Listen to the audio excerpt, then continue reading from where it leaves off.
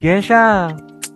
Alam mo, Yes, sir. gusto mo ba malaman yung about sa law of conservation of mechanical energy? Ay, sige, parang ang angas pakinggan. Ay, wait, sir, ano ba yung mechanical energy? Okay, explain ko. Parang di ka na grade 9 eh. My God. Ay, Okay, ang mechanical energy may dalawang types yan. Potential tsaka kinetic. Ang potential, rest lang siya. Kapag kinetic, yun ay nag-go. Rest to go. Yan. Potential kinetic. yeah. Yan. So, yun. Professor, sir, Ah, et, paano ba itong nasa likod ko? Ito, ang tawag ito, pendulum. oo, Paano ba ito pendulum. showcase ng what do you call that when sinabi mo kanina?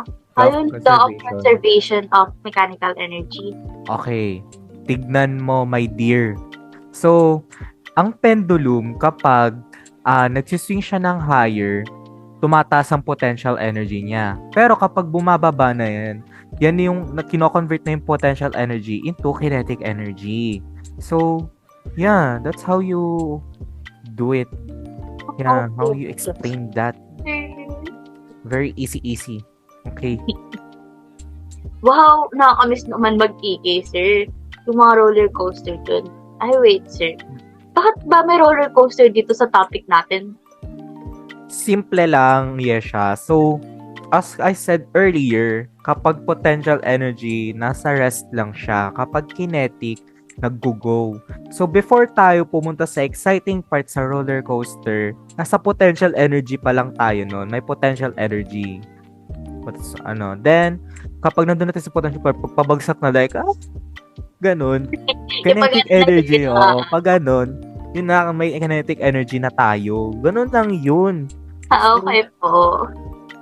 So, all in all, ang mechanical energy is like a constant companion in our experiments.